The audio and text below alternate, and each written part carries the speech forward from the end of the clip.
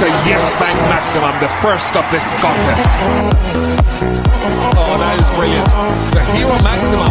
On the ground, down the ground, another hero maximum. Righto, welcome back to the Maximum Cricket Podcast for the 26th episode, third of our T20 World Cup specials. My name is Munter, and we're here with Lugsy today, a very hungover Lugsy, potentially, maybe just tired. He's had a massive weekend. Similar to the World Cup, we're no Jacko today. He's feeling under the weather, so it's just us two guys, but we are once again sponsored by Piranha Grip Socks. Bring flair to your game. Since recording the other day, we've had India comfortably beat the Netherlands by 63 runs. Pakistan shat the bed multiple times to lose a classic to Zimbabwe by 1 run. And the best team that's ever played cricket, the New Zealand Blackcaps, in the end comfortably took care of Sri Lanka by 65 runs, but it was anything comfortable at the start. We'll dive into that a bit later on. And also just going to air, Bangladesh have just crept over the line to Zimbabwe, and we'll talk about that very soon. So first up, we'll get into our Piranha play of the podcast, starting with India v the Netherlands. I've got a couple of options, starting with man of the match Sky, beautifully flicking the ball off his pads, probably around middle stump, over fine leg for 6 to bring up another rapid 50. But from that game, I'm going to go Kohli, a proud member of the Munter 11 with yet another 50. This time over the left armer, is it Klassen? I'm going to go Klassen. The expert on that, mate. Yeah, I got nothing. I'll leave the names for you with some of these sides. But he's gone, so his left arm, he's gone round the wicket against the angle. Kohli's gone inside out, over cover for 6. One of the best shots in the game. I'll tell you what, just touching on a fair bit of flair from that game was noted at the time just how much they celebrated when Sky hit that last ball of the innings for 6. Yeah, just very, very good from India, as if they had just hit the winning runs. Not realising there was still another innings to go. Yeah, that's a good point, actually. Kohli and Sky were both sort of just on their pins, both sort of full-on celebrations, really. It felt like a bit like Globetrotters versus like the Washington Generals. Like, it felt like it was just like an exhibition. Yeah. Like the result was never in question. Oh, that was just something nice to the crowd for us to finish on there.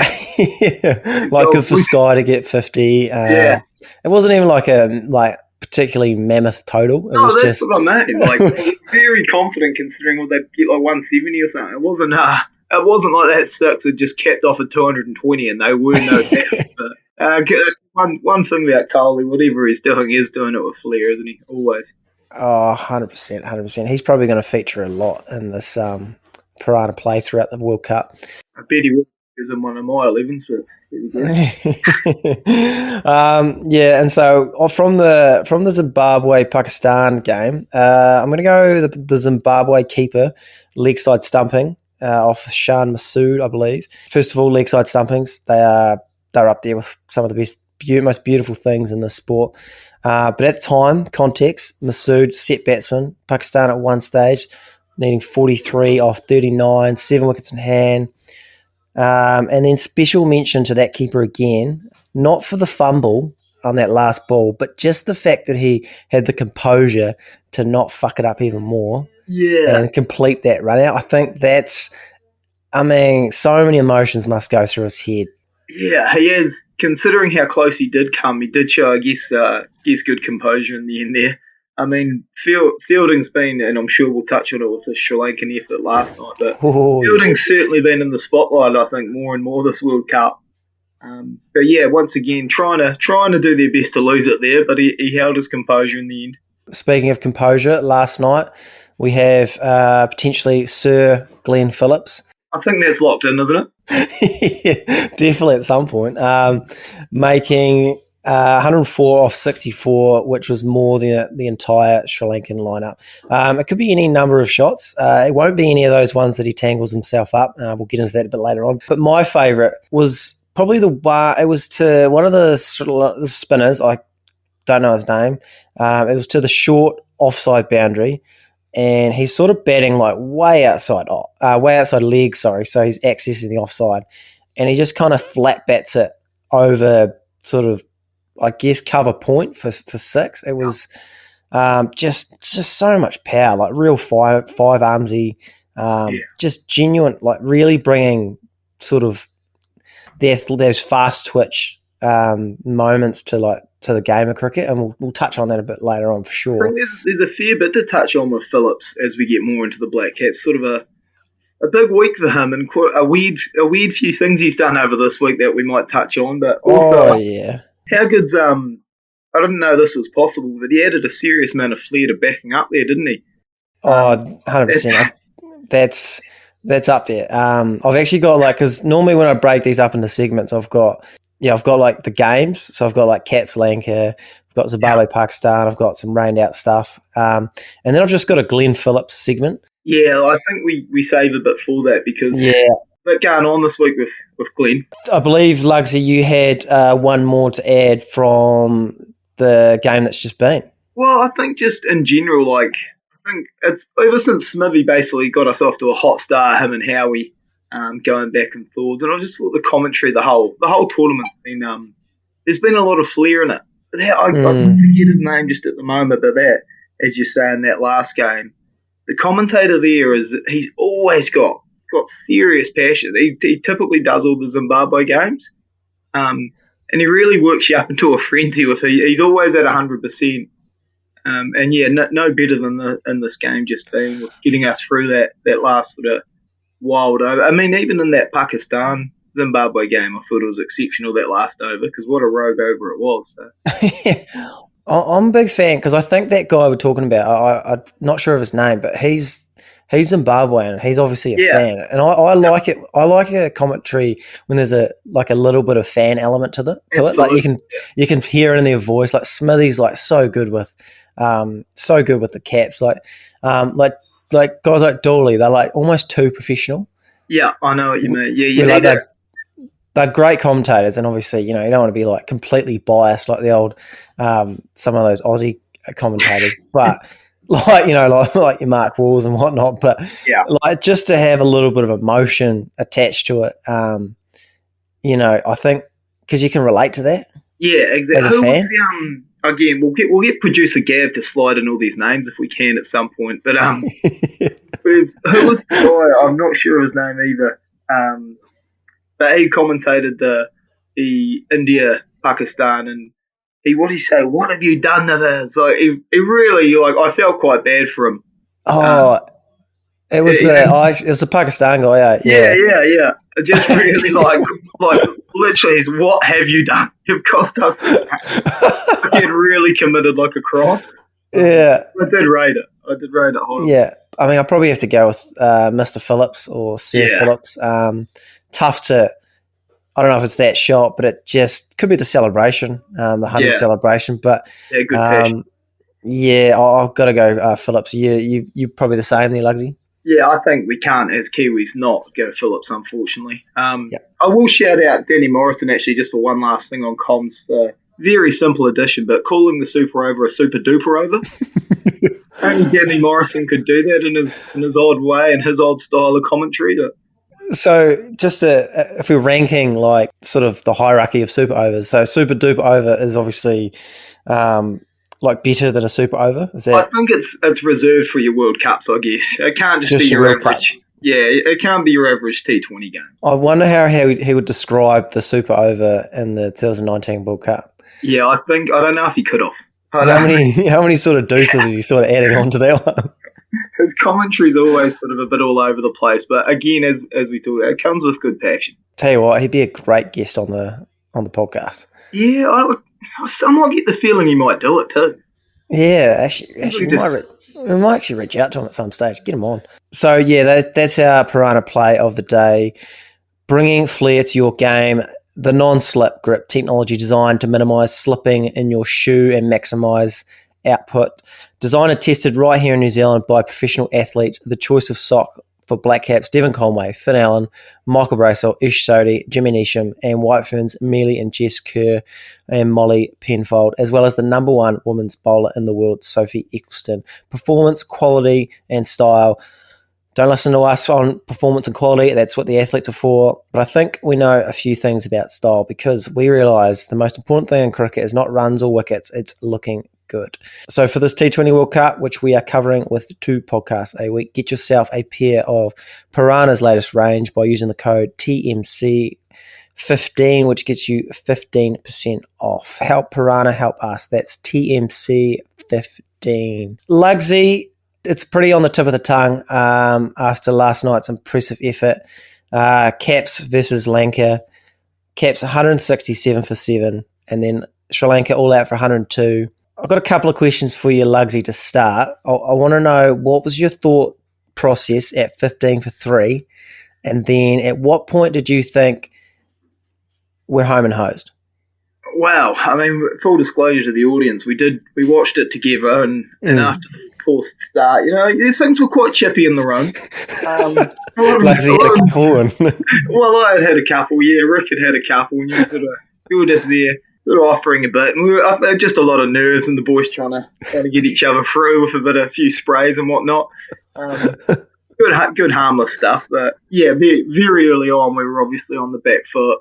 I'd say I was worried for quite a long time, because I'm sure we'll touch on that innings more of Phillips, obviously, but that really, I don't know how 100 does this, but that still snuck up on me, just how quickly he got there. So I was once we got, I wouldn't say even at 160 I was fully confident. It was good momentum, because it wasn't like a 160. Oddly, I don't know how this happens. I guess it's just something that does in sport, where like, if we had started real well and then sluggishly got through to 160, the confidence would be a bit down. But because we fought so well to get there was a bit of confidence going around. So, yeah, it wasn't until we really got that fiery start that I was like, we're safe here. We're good to go. It's a lot easier to talk about when we were 15 for 3 the day after we end up winning. Absolutely. And in the moment, because I know we've talked about doing live podcasts in the future, but just seeing your side get absolutely bent over in that first sort of four overs, we're damn near speechless, and it's really tough to say a positive word about anyone. I'd have to take back a lot of the stuff I said about guys getting dropped and yeah, if we made decisions in the moment, tell you what, there'd be a brand new side damn near every week, every fail, which is never great. But you're right, it's a good point about the Phillips sort of sneaking up, because I was just looking at the scorecard now, and he brought up his 50 of about 39, which I guess would be about the 11th or 12th, and then 100 off 61. Like, if a guy gets 100 off 61, you think, well, that's quick. That's rapid. So he's essentially, I guess what's that, 22? So he's got a second 50 off 22 balls, that's rapid stuff. Yep. But he, once we sort of got to about the 10 over mark, I thought we're back in the game. I thought obviously if we lost another wicket, make it 4 down, I thought Neesham, him batting a long time, he's a hell of a player, a hell of a finisher, but he's never got a 50 in that format, which did surprise me when I seen that. But I thought if we can get a score, I seen the way the ball was, it was moving around for those Sri Lankan seamers. Yeah. It was moving around for the Sri Lankan spinners. So. Even Dooley, they were bowling in fucking swing. That first nut to Finn Allen, when you look at it in slow motion, was unbelievable, because it swung in and then spun in, which that's not normal. Like, you might have, normally if you have a bit of drift, it would spin, like I'd say, like the ball of the century from Warney, like that drifts into the leg side and then spins the other way. Yeah, like that's generally how it works. So for that to go the same way doesn't make a lot of sense. So that's the only way the king fails, obviously. Yeah, I do. I pre-game, I obviously put the mockers on a bit by bringing up the Lou Vincent start to his career. Yeah, the old 100 and then the 50 in Aussie, and then he came back and failed against Bangladesh, and I was quickly shut down for that. So that was good from you guys. Yeah, But it was a wild build-up, the Finn Allen build-up, especially sort of got emphasised a bit from that rained-out game where they didn't see him again, where it was like a huge build-up for this guy from the Aussie media and stuff, that it almost like it was going to be hard for him to succeed. They had put him on such a pedestal one game into this World Cup, but yeah, it's always gonna take a good ball to get the old king out, isn't it? I mean, there was not a single chat about Conway who got 90 odd. Yeah. Even so much when Howie talked about after the break, Finn Allen's walking out to bat. Apparently by himself. I don't know if it was just because it became a bit of a joke last night, but like how often they did bring him up pre-game.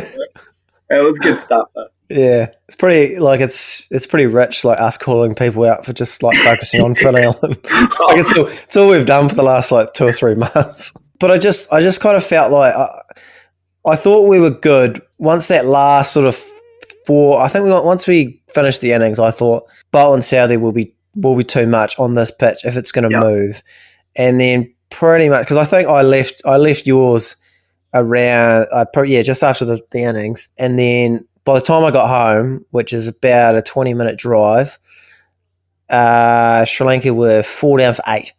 And by then it was like, well, that's game over. There's no coming back from that. To have us 15 for 3, it's weird how all of a sudden it looks impossible to score. Yeah. And I just felt like, obviously, we'll talk about their fielding in a bit, but the end of the power play felt like them letting us off the hook because the field started to spread, and then it allowed Mitchell, Mr. Fix-It, and he probably a bit of an unsung hero actually, because it allowed them all to just sort of knock it around for a bit, knock it around for a wee while, knowing that we could go nuts in that last 10 or that last 7 or whenever we started going bananas. And if they could just get another one, and to be fair, there was a drop catch, which would have been 30 for 4. If they could have got another one to get Nisham in there that early, I mean, I'm not saying we were done. We could have got maybe 130, but to get 167 is probably out the window almost. It was around that 13th over. I think Phillips got dropped for the second time. This one was a bit of a harder chance. I think it went for 15 or 20, and we sort of were fine from there. Where that, like as you say, they sort of let us off the hook a bit in terms of, I think we know, especially in T20 cricket and one-day cricket now, you've got to keep chasing wickets. It was more that they were waiting for someone to get out to try and get that 4th wicket rather than trying to make it sort of happen. So, and like if you took our end of it, obviously we did start brilliantly, which gives you this sort of opportunity to do that. But even Kane still having a slip into Santner. We were still chasing wickets even when we had them, 5-6 down. Sometimes it's harder to sometimes it's just easier to like get singles when the field's out. It's actually, and sometimes it's easier to hit boundaries, but that's normally when you've already got a platform. Getting started, as we've talked about, it's obviously still the hardest part of batting. So it is a tough posse as a captain, I guess, because you're letting this team have 5 or 6 and over. And on one party is probably thinking, well, they're just burning overs here and this isn't getting away from us, so this is fine. But really, you're just giving a guy a chance to get in. And we know now you can get punished for like 18, 20 off over, so you've just got to chase wickets. I don't know if I'm exaggerating or not, but if I don't want to give it too much recency bias, but I can't remember a worse fielding display as a whole. Yeah. From a test playing nation, and I don't know how to describe it. There was drop catches, there were the amount of misfields. They must have the throwing was terrible. It'd be a tough day in the office for the fielding coach of Sri Lanka today. That's for sure. Well, we've talked about it actually quite a bit, like especially from the smaller nations, that the quality of fielding's been really poor. But then, like, last night was like an exclamation mark on it, where, like, even the commentators were really starting to call Sri Lanka out. You can't say it cost them the game because cricket's funny like that, but if they had got Phillips out and we are 30 for 4, we're in a lot of trouble. It's gone to us, it's really gone close to costing them the game in that last night. Yeah, I don't think that's exaggerating either, to be fair. It's funny how angry people get watching bad fielding. Like I don't know, nothing else gets you, like you could watch a team just play poor shot after poor shot or maybe bowl poorly. It doesn't get you as worked up as bad fielding. And I can't explain it. I think for some people this could be wrong, but I think a lot of people just see it as an effort thing. Like, Yeah. if you're a professional cricketer, there seems no reason why you can't at least be like, get yourself to a reasonable standard. So I think some people just think like there's not enough effort being put into it. Yeah, it's like why do I care that Sri Lanka's fielding is so poor? Yeah. Like it shouldn't affect me In fact, in we the should have been slightest. more stoked. Yeah. I guess we haven't probably talked about the second innings. How many times do we need to talk about just Boult, Southee, new ball? This is the perfect. I didn't realise how these conditions would be so perfect in Australia for them because the ball's swinging around, it's nipping around, and Boult and Southee just look unplayable. They really do, and it's just a joy to watch. We don't know how long we've got with them, but fuck me, it's a joy to watch. Yeah, and I think we expected it from Boult because we had seen it in that series before here. And you're like, that was just a real mark of like, wow, he's just our best bowler by a fair bit. And then Southee, though, like, obviously we talked about it last time, how he always seems on the cusp of like people not wanting him out by any means, but being like, oh, he's probably pretty close to being out. But in these Aussie conditions, and as we've always said, when it's swinging, so much experience now, gets a wicket up top, Boult follows it up.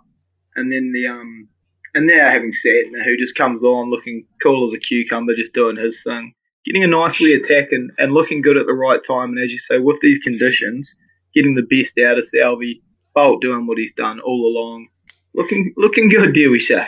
These conditions are really helping the swing bowlers out. It's weird because originally obviously I suggested that Milne should get picked over Southee, but that was, I guess, I just kind of assumed that the ball wouldn't swing. I didn't realize that the ball would be doing this much, and if it does, there's a lot of teams struggling in the power play. It seems to be the seamers really are dominating. Like you got even India, who you would have thought like their bowlers probably aren't their strength, but they've sort of got like Kumar and Singh, who are kind of like Boult and Southee light. They both swing it right arm, left arm. And it's becoming a lot harder to score. And I think that just brings New Zealand a lot in the game. Like our bowling attack as a whole just looks incredibly disciplined. Like to bowl a team out. We've bowled Australia out. We've bowled Sri Lanka out. For 111 and 102, that's very impressive stuff. Yeah, and I think, as you say, on the whole for the World Cup, as I said, there is a fair few teams, as we talked about, that are quite top heavy, and there is a lot of teams getting their top sort of knocked off. And it is actually, as you talked about last week, it's not a bad thing though. It's probably bringing all the teams a bit closer together. Like the lesser size, like big example of that, obviously Zimbabwe knocking over Pakistan. But just the ball doing a bit and the scores being a bit lower, it is bringing everything a bit closer together. And it's probably been so long since we had like a competition with real good bat and ball, like and not just being bat dominated. So it's quite good to watch at the moment. Speaking of sort of bat dominating, should we get stuck into a bit of Glenn Phillips, because he was essentially the opposite, like 104 off 64.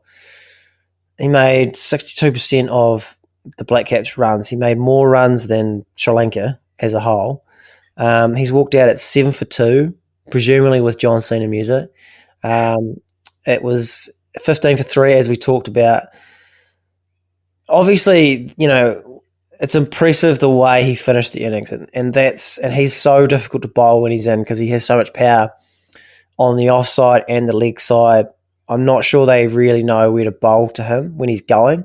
But I guess what's most impressive is that he dug us out of a hole first. Yeah, it's basically it's a pretty perfect T20 innings, apart from probably the dropped catch. He's done every aspect of what he needed to do. He's got us out of the hole. He's been pretty composed, as he always does look, getting us out of that hole and not letting it slip any further. Like obviously not going all guns blazing, but still 50 off 39 getting you out of the hole. You can accept that. I don't want to bring up Finchie and dump on him again, but it's not a 30 off 45. He's still ticked over enough at the strike and still got the odd boundary where he's still striking it okay, and then giving himself a big chance to then launch to make that 50 off 22. I don't know if we want to bring this up, but he wasn't in the best of books with a few of us. For the listeners out there who may not have caught it, he made a few comments about why he wore the jersey, the number 23, and in there he's admitted to not knowing that Michael Jordan wore 23, which a few of us are a bit head scratched on that, and I don't know if we're willing to accept it. Boy, he's lucky. He's lucky he got 100. That's for sure. I tell you what, he came in a bit under the pump. He obviously loves the game. Like he's getting a few comparisons to Manus around the local scene here but he's obviously a very thinking cricketer. Like even the position he takes, trying to open up the field. He's obviously got plans to these bowlers, where he wants to strike it. The backing up thing, I'm sure he's been thinking about for a while. Yeah, he said it was spur of the moment, but I don't buy it. No, he's obviously a very thinking cricketer. I get the feeling he really lives and breathes it. It'd be if we could get him on, I'd love to dig into that brain, because I think he is just a lover of the game of cricket.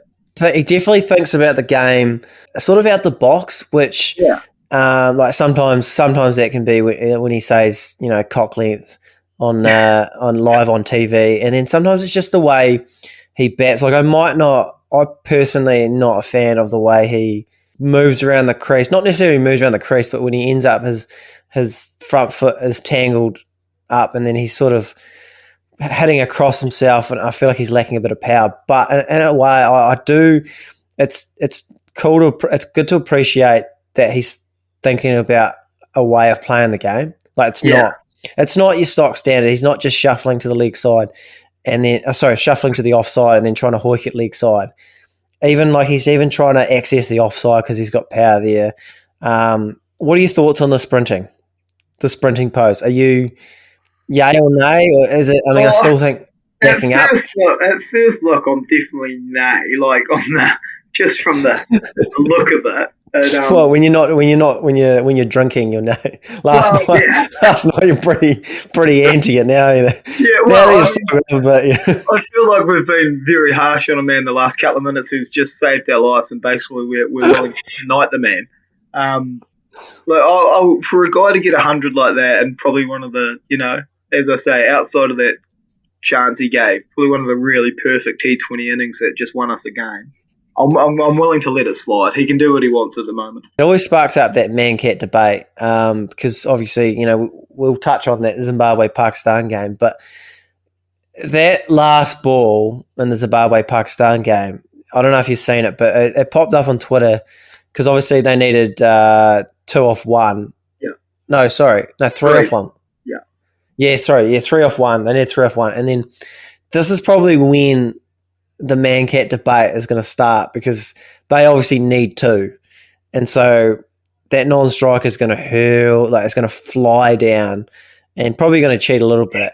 And it was sort of it was showed that, I don't know who the non-striker is, but he was fucking way outside of his crease. I was going to say, it's a problem when the striker got run out and the non-striker was in by a mile. Yeah, and the bowler who bowled, I can't remember his name. We can't remember a lot of anyone's name at the moment, but that's okay. If you're listening, you're not listening for an expert analysis. You're listening. I actually don't know, but you hear a bit of passion, but a little bit of knowledge, a little bit of this, a little bit of that. Yeah. So this bowler, he's coming. He's basically just said I would never do that. It's in the spirit of the game. I've obviously been anti the man-cat in the past, but then it's it's that situation that is going to be the most heated part of it. When how much are you going to be okay with the non-striker biting off when he needs to get back for 2? Yeah, it definitely get ramps up in that sort of situation, and I think that's where a bit of responsibility lies on the batter as well, to just not take the piss with it, because it's all well and good being one of those come across cool bowlers. I don't worry about it, spirit of the game, blah blah blah, but. You cost your team a place in a World Cup semi or something because you were too nice and let the guy be halfway down the track. There's going to be some people in your country probably pretty out for blood with you. How far is too far? Once he's in his stride, maybe do you let him go? It is a hard one, especially that because a game of cricket that's not how you want it to be decided, is it? By someone getting too much of a jump on things. As a batter, I think there's a bit of responsibility there to not just take the piss and be sprinting down the wicket as he's just approaching, the wicket or something. Like, Yeah. I think it's not one of those things you can put a finger on, but you know it when you see it. You know when someone's gone too far when you see it. Yeah, 100%. So I guess speaking of that Zimbabwe-Pakistan game, just when you sort of think that Pakistan are one of the best teams in the game, and I'm pretty sure the last podcast I still had them making the final, which is fair to say that's probably not going to happen anymore. They get tipped up by Zimbabwe, which is surprising, yet it's not surprising at the same time. I don't even know where to start with that sort of game. I guess like Zimbabwe got 130 odd. Pakistan bowlers ran right as you would expect. Muhammad Wasim took 4 for. This Zimbabwean team's not bad. Like, it's actually a decent team. Like, their bowling attack's quite good. They had Bubba and Rizwan in the sheds early. And then they just, like, Sikandar Raza, he got 3 for, he got the man of the match. And then even after all that, Pakistan had the game in the balance, 43 off 39 with 7 in the shed, and then they just melted down. Even in the last over, they needed 4 off 4. Winviz had them at 98%, and they still lost it. Lugsy, what did you make of it? Yeah, well, as we've talked about these Perth games are slightly niggly for us. They're a 12 o'clock start, so we don't really get to watch them live. But yeah, woke up in the news and you've sent through the message. So I've watched the highlight package. Full disclosure, it's only a 16-minute one, but I've watched it 3 times now. Just because, well, I've watched the highlight package twice, and then there's you can watch the last 8 balls or 12 balls or something. And I've watched that as well. And I'm still quite shocked, each time I watch it, how Pakistan have managed to lose the game. So Zimbabwe actually did start all right with the bat. And then they had twice in a row they lost 2. They lost 4 for none, I believe, at one point. There was two guys on really? at the same time. Yeah, so they started okay, and then it obviously really fell apart. And then they started going pretty well with the bowl. And as you said, there's a bit of spice in those opening bowlers from the Zimmer. Yeah.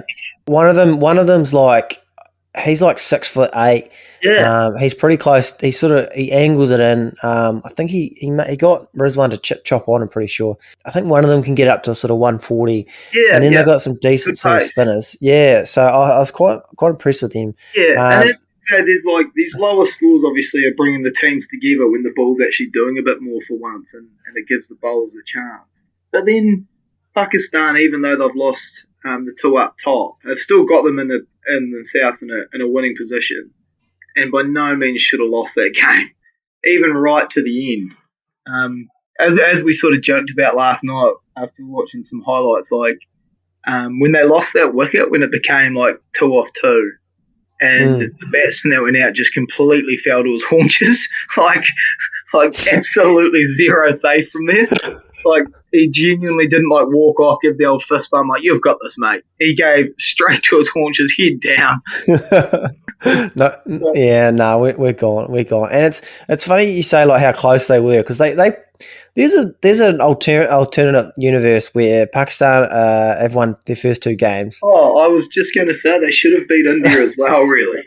They should be. It's weird, and it's just that sort of tournament where you lose quickly and you're gone. Like England, who just out of the blue, going into this tournament, they are the favourites. They're definitely one of the favourites, if not the favourites. They come in, they beat Afghanistan pretty comfortably, and then there's a bit of rain around, and suddenly they just lose to Ireland. They probably would have won that game if it didn't get rained out, and then they get rained out against Australia, and all of a sudden, their game against us on Tuesday is a must-win. If they lose, they're out, just like that. And it's crazy because it's on form, it's are we favourites? But then it's before the tournament, I would have said no. But then it's a week later, and it's are we? And then that's the problem, though, because we could be sitting on this pod in a week and something's happened. England's flexed their muscles against us, and now we've got to, we've got to beat Ireland or something to actually get through to the semis because other things have happened, and it all changes very quickly. But I think we're very, very ready to dream, aren't we? And I have to tell you what, wee side note from Friday night, obviously, I'm quite a few beers deep. I'm in the silent disco. But I just wanted to know who's won the toss. So I'll put a wee story out. Someone tell me who won the toss, please. And somehow I've actually directly sent that to the big boss at Piranha, to his Instagram. So hopefully that doesn't get us in trouble in there, because I've somehow sent a photo directly to him saying who's won the toss in this game of cricket. Did he reply? Politely he has replied that it's raining. So if he is listening, I thank him very much for that, and that sort of. Thank you, Peter. If you are listening, I guess just on this New Zealand England game, because if I look at the table now, so it's Jesus. Group 1's pretty condensed. You've got New Zealand on 5 points, England, Ireland, and Australia all on 3 points, and Sri Lanka and Afghanistan on 2. I mean, technically they could get in, but it's most likely they can't. So we need to win one game. It could be England, it could be against Ireland. And if we lose against England and then Australia beat Ireland and Afghanistan and then England win their last game against Sri Lanka, it would be a 3-way tie for first. And so New Zealand, England and Australia would all be on 7 points. It would be net run rate that would decide us. And obviously at the moment we've got a mammoth net run rate. I don't know enough about net run rate. I've heard a few people say that it's very unlikely that we could get knocked out. Yeah. If we lose this game, it kind of, I guess it would make it a bit interesting, because Australia's in, somehow they're actually probably in one of the box seats, because they've got Ireland and Afghanistan last, and it's one of those things where they'll know that they have to smash them by a certain amount. So in a way, not saying that the win's easy, but it give them a bit of clarity. Like if they're just going out and say they've got to knock off 140 in 10 overs, that lineup could do it. Oh, 100%. It's still oddly, considering England, the loss they've had, and Australia having the loss in the rain as well, it's still very tight, and with every team still actually in an okay position to make it. Just the way the rain's factored in now has actually put made everything become so close. And I tell you what, and this is probably basics number one of something we should know, so please reach out to us and let us know how it works with the net run rate. But hasn't ours gone down over after winning last night? That's when last night I was looking at it this morning, I was like, so I actually don't know how this works, because we've won and it's gone down a bit. I guess no, I don't. I was surprised as well, but I heard someone else say that it's because the first one it was a one victory. Now it's 2 victories. It's less likely to move around a lot, if that makes sense. And I guess because we could probably sort this, but we smoked Australia, and I think it's pretty impossible to smoke another team by as much as we smoked Australia, sort of thing. But it'd be pretty tough. No one's even close to that at the moment, so we should be all right. But it would be nice. It'd be nice to sort of tip them up. But in a way, it's a weird one, because I would prefer England to get through over Australia. Yeah, but I'd prefer just us to go through if we can make that happen. Yeah. Why don't we knock over England and then maybe try a few things against Ireland? Who knows? It's a real momentum sort of tournament. It's so quickly. You just want to keep winning, don't you? Really? Yeah, that's right. You just want to keep winning. Anything else you want to touch on cricket-wise there, Lugsy? Yeah, glad we touched on. I mean, a lot happens in these tournaments, but I think for us, and the main things have been, because England Aussie, it is disappointing that it got rained out. It would have been such a big game. So the main things have been really us and Sri Lanka, and then that Pakistan loss, which we talked about. So I think there's a lot to look forward to still. Some big games, big game tonight, and then our big game obviously on Tuesday. So it's all still very exciting, and it is still, despite the rain, the tournament does feel big at the moment, which is good. I'm sure it'll all change again in the next few days. Right, we'll go through snack of the week. Where last week, in one of the great underdog stories, we saw Lugsy's reign at the top come to an end, courtesy of Jacko's chunky chocolate chip cookie. 36% of the votes went his way, while myself and Lugsy were tied at 32%. It was a 3 votes swing, which is very tight. While I was surprised that Bicky took it out, I wasn't disappointed because it's a top Bicky. Yeah, it's a real top Bicky. Yeah, I think I wasn't. Well, I guess we knew as snack connoisseurs that it was a damn fine Bicky, but potentially we weren't aware the public knew. So we're all, I think some have said that you've got to actually be live on the pod to collect the win. So maybe some have said maybe this doesn't count for Jacko, which is unfortunate. But who am I to say that? So therefore we both won.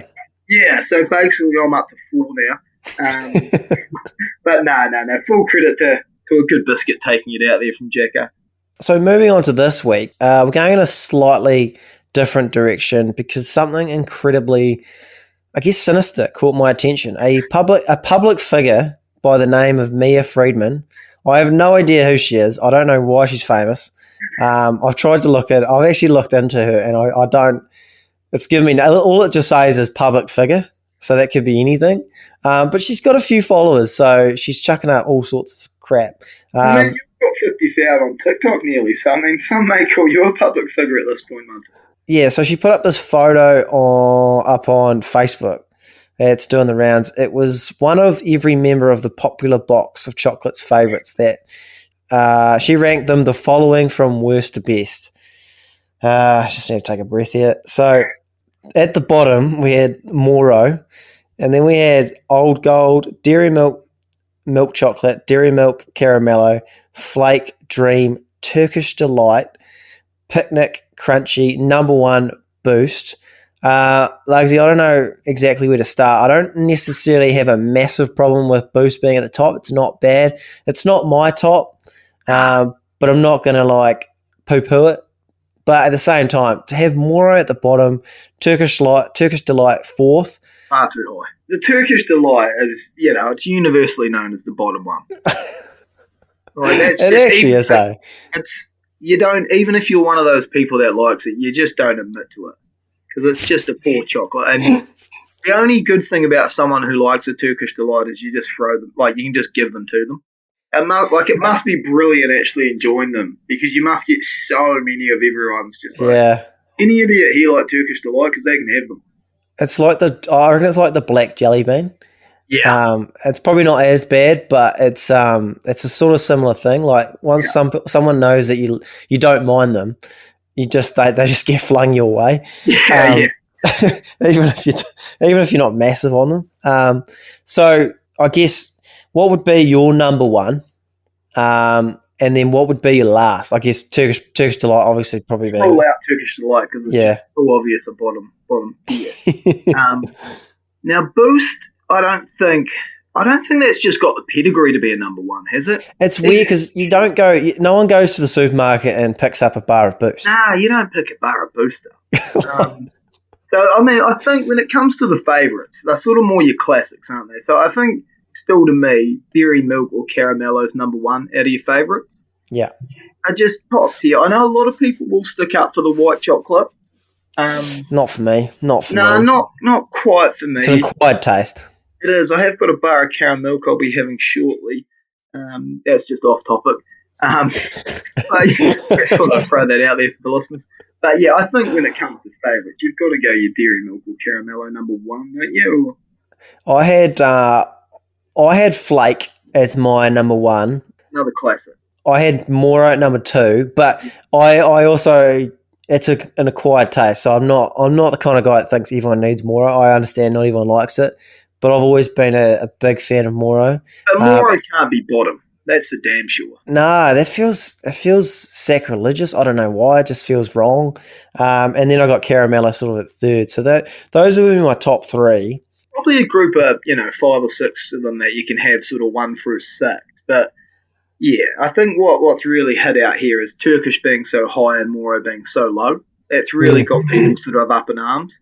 One more piece of snack news, Lugsy, is there's been a bit of an uproar in the New Zealand circles where TipTop had decided to discontinue their cookies and cream and goody gumdrops in the 2 litre variety. They still will be offered on a cone, but I mean, I've seen half a dozen news articles on my Facebook just on this alone. Really probably taps into where your algorithm's locked in at the moment. I was going to say, so why is this getting the public? Why is this getting the public or myself up in arms there, Lugsy? I mean, it's very weird. It's 2 of the great flavours, really, in my humble opinion, anyway. There's got to be reasons behind. I'm sure they're doing plenty of research and whatnot, but sometimes I just don't like the all the research and everything that goes into these decisions. I just want a bit of passion from this creator, and like that's 2 damn good ice creams that they need to be available for pickup.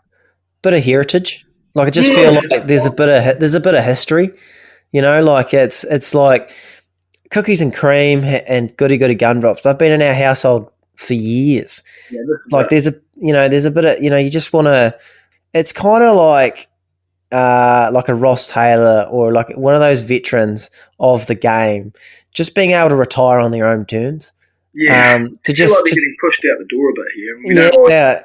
Yeah, so like if Cookies and Cream and Goody Gumdrops released a book, there'd be a scathing review on TipTop and the way it's sort of treated towards the end of its career. What I like about Goody Gumdrops was always quite a staple of my grandma's. I feel like sort of just for any good grandma, they've got to have a wee 2 litre of that in the freezer. It was a strange one because I always felt like Cookies and Cream was... like everyone loved it. I don't know many people that didn't like it. I guess maybe it's a sign that the 2 litre variety is on the way out as a whole. Yeah. As we talked about recently with ice creams, there's some very bougie flavours these days. Like you've got to be these new flavours here. And look, I enjoy them, don't get me wrong. I love the T20 format of ice creams, all the new ones. I still love my test cricket too. And I still need my Goody Gumdrops in there. 100%. Call us purists of the ice cream game. Lugsy, you got anything else you want to touch on? No, look, we needed that Blackcaps win, didn't we? After that skate, sort of few reports we got regarding snacks. So and maybe that's why we were just so chippy. We're at 15 for 3 towards each other. But all's well that does end well. And look, it should be a next few good couple of weeks of this cricket coming up. So. Beautiful. Righto. So that's us for our 3rd edition of the World Cup coverage. It's only going to heat up from here. We'll see you again on Wednesday after England versus New Zealand. Thank you to Piranha. Thank you to the listeners, of course. And thank you to Lugsy for joining us. And as I said, we'll catch you in a few more days.